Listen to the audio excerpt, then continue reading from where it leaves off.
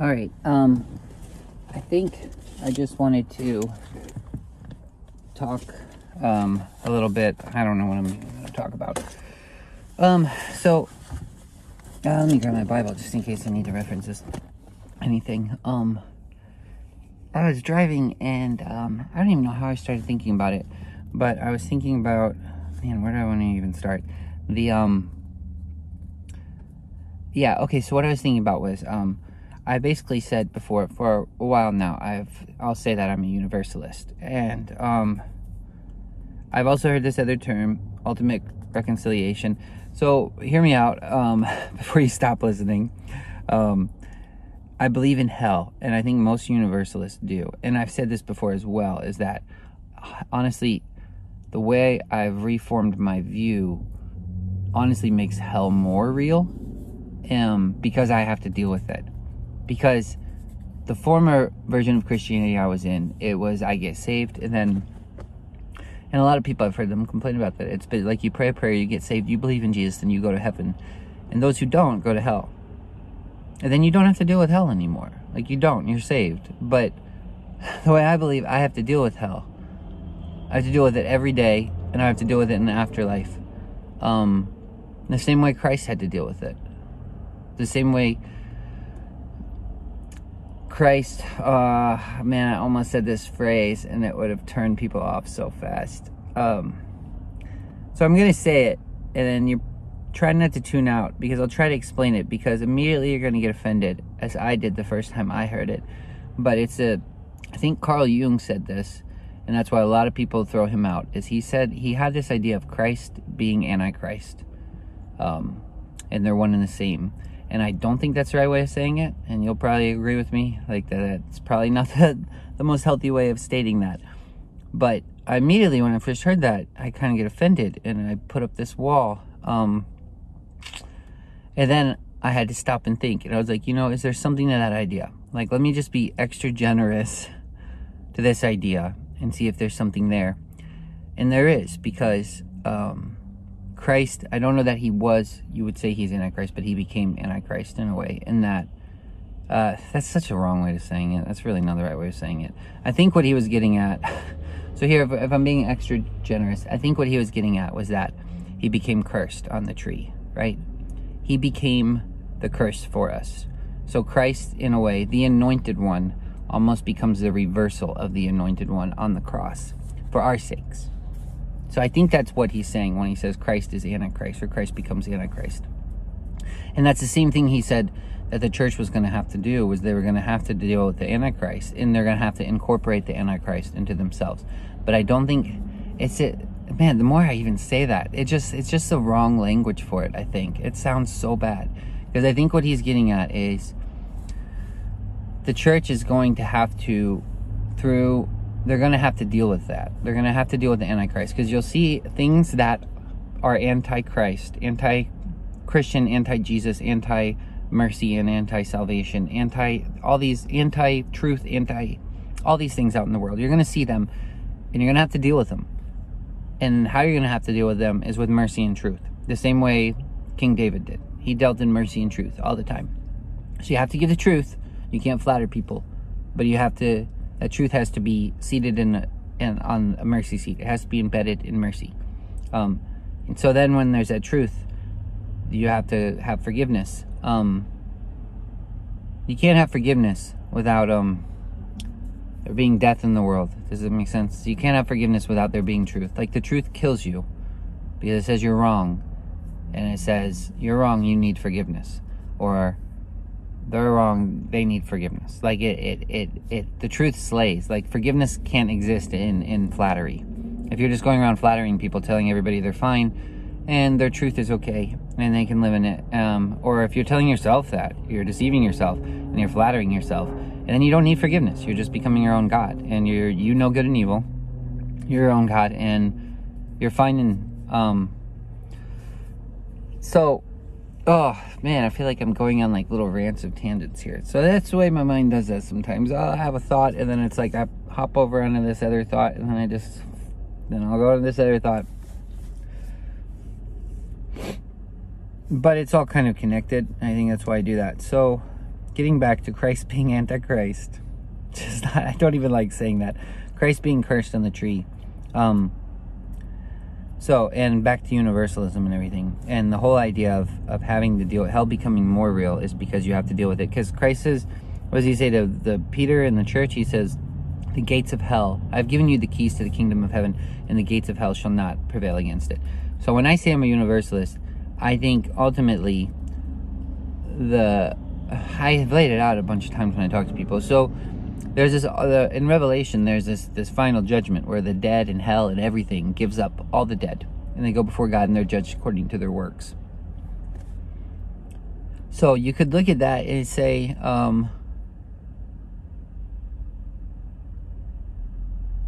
that their highest ideal, whatever they lived their life out aiming towards, their highest good that they tried to live and pursue, either condemns them or justifies them in that moment. You could say that, or you could say that the church actually has a part to play in that, where it says in Corinthians that we shall judge the world to come, we shall judge angels, we shall judge all these things. And if we, as the Son of Man, the same way Christ, Jesus, God becoming man, that way he had to live in the body of a man, which gives him, makes him a just judge.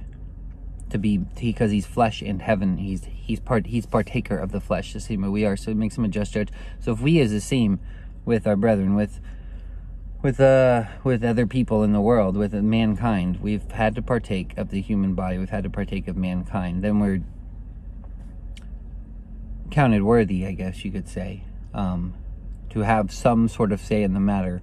So if at that end time when hell gives up all their dead, if you look at it this way, and the church actually is, like it says in Corinthians, judging the world to come, then God turns to you and asks you, what about this man? And this man, say hell coughs up Hitler, and Hitler's standing there, and God turns to you and he says, this man, he lived this way, this is his life, this is his story, whatever, you know his story. And then he says, is there forgiveness for this man? Like, what do you say in that moment? That's where I think I'm a universalist, and I believe in ultimate reconciliation, because at that moment I would try to reconcile that man back to God, Hitler, whoever it is, the most evil man you can think of. Because if I were to turn to God and say, there's no forgiveness for this man, then there would be no forgiveness for me. It's the same way Moses said, blot me out of your book, God. If there's not forgiveness for these people, there's no hope for me.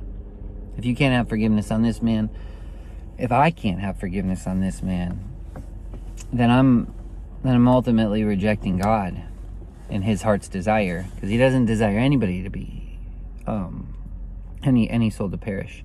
So that's why I think in the final judgment there will be a redemption of hell, I guess you could say.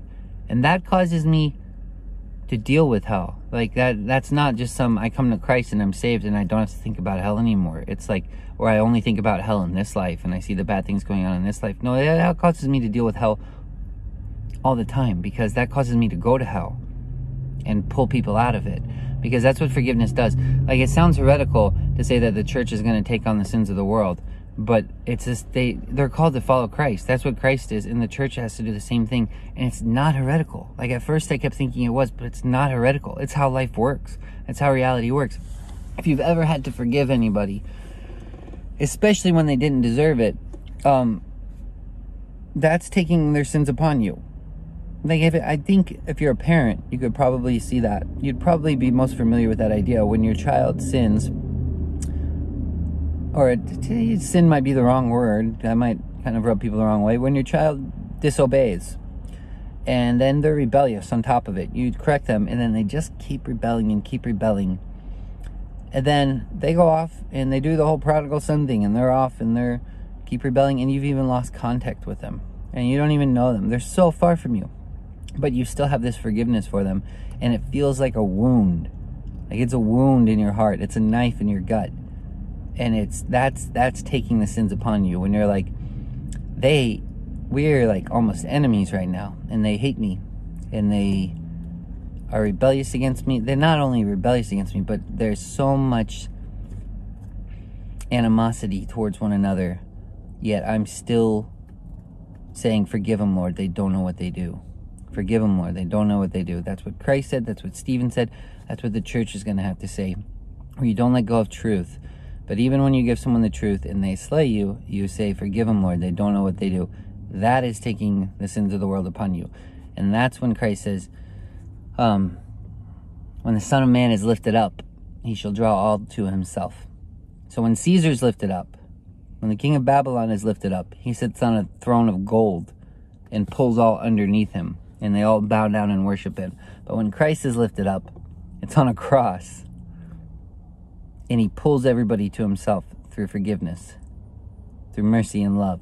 And so that's what universalism is, where it causes you to deal with hell because it causes you to become Antichrist. Like, it causes you to look at the Antichrist. Probably one of the clearest ones we have in our most immediate history is Hitler. There's lots of Antichrists. It says that in John. But so look at Hitler and become that, and like not become that, but take his place, where you could say, I could have been him. Like I am, by God's mercy, by His mercy, like I wasn't that. By God's mercy, I didn't go that far astray. And that could have been me. And then when you can become that, when you can see yourself that, and then you can offer forgiveness, and you can draw all to yourself through forgiveness, and you can draw all back to Christ. It's His star. Like, I'm seeing His star now. His star that rose in the east. It's the Star of David, and it draws all to it. It ever expands and ever pulls back together into itself. And so I don't know if that, I hope that makes sense. I think that's what, at least that's what I believe when I say it's universalism and ultimate reconciliation, and the church taking the sins upon themselves, and the church becoming Antichrist. Because there's this, okay, so here's the last thing. I'm glad I said that Antichrist, that weird little statement again, one more time. So, like I said, I don't think that's the correct terminology. I don't think that's the correct language, but hopefully people will be understanding when they hear that. And when you hear something, try to hear it with a humble ear so you can maybe dig some truth out of it or something. But the Christ, it says, He became a curse for us, right? And for he who is hanged on a tree is a curse to God. So the church has to take up their cross and follow Him. They have to do the same thing. They have to become accursed to God, to pull all back to God. You have to take the sins of the world upon you, like Stephen did. I'm not saying become a sinner. I'm saying, look, read the passage of Stephen the martyr. It's the same thing. He goes and he tells him, listen, this is what the truth is. This is the story of history. This is the story of humanity. Bam, bam, bam, Moses. He lays out the truth, and then they stone him. And he says, forgive them, Lord, they don't know what they do. Forgive them, Lord, they don't know what they do. That is, I think, the two probably, to sum it up, the best way the church takes the sins of the world upon them, the best way the church becomes, the best way you can, I just heard this other guy say it. He says, my theology has become, Son of David, have mercy on me. I think those two statements can sum up the church's responsibility in a way, is to say, Son of David, to look at Christ, say, Son of David, have mercy on me, and then to look at the world and say, forgive them, Lord, they don't know what they do. And that's taking the sins upon you. You're incorporating the sins into you, and then you're giving them to Christ. Son of David, have mercy on me.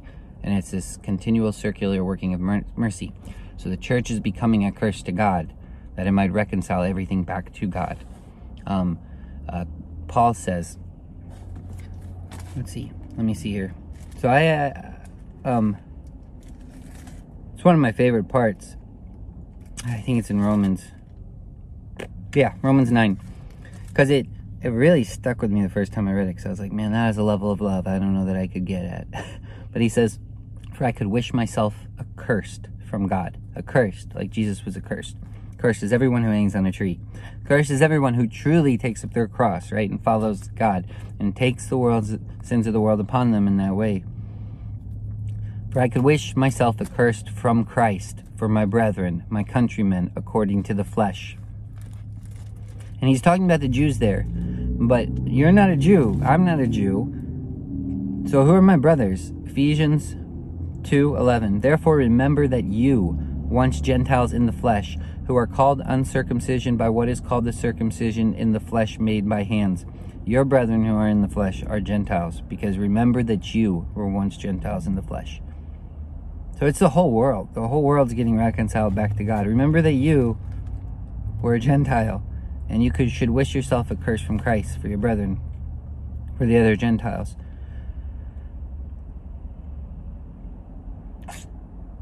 So that level of love is terrifying, because it's saying, am I willing to take someone's place in hell? But when you see how redeeming God's love is, how overwhelming his mercy is, hell's not a scary thing. It becomes all more real, because that's what I mean. You have to deal with hell. When you think about this verse, you have to deal with hell, because you have to look at it and say, would I go to hell for someone else? Because Christ would have done that for me. Like, Christ did that for me. Could I do that for someone else? My greatest enemy, could I do that for him? Could I forgive him when he doesn't know what he's doing? When he thinks he knows what he's doing and he's killing me, could I forgive him? And that's where you have to deal with hell, I guess. We all have to deal with it. So hell becomes a lot more real than just the normal Christian viewpoint I used to have. It's a lot more real to me now. It's very serious. But it's also less scary, because I know that his mercy endures forever. His mercy reaches to the depths of hell and redeems it. His mercy, if I offer someone the level of mercy to take their place in hell, then I am making myself become the mercy seat, and that's where God dwells. I would make myself a vessel of mercy, and God would be indwelling me. So even if I ever ended up in hell, I'd be closer to God than I could have been in heaven, if it's through that becoming more merciful. He says, for where can I go from your spirit? Or where can I flee from your presence? If I ascend into heaven, you are there. If I make my bed in hell, behold, you are there. If I take the wings of the morning and dwell in the uttermost parts of the sea, even there your hand shall lead me, and your right hand shall hold me. If I say, surely the darkness shall fall on me, even the night shall be light about me. Indeed, the darkness shall not hide from you, but the night shines as the day, and the darkness and light are both alike to you. So if I were to offer someone that mercy and take their place in hell, that's what would happen. Hell would become heaven to me. The darkness would become light. He would reach me. If I made my bed in hell, behold, he would be there. So that's basically, I don't know if any of that made sense. Sometimes I ramble and I feel like I just go off in weird tangents and it's not all connected, but hopefully it connected. I don't know. I'm trying to get better at this. Son of David, have mercy on me.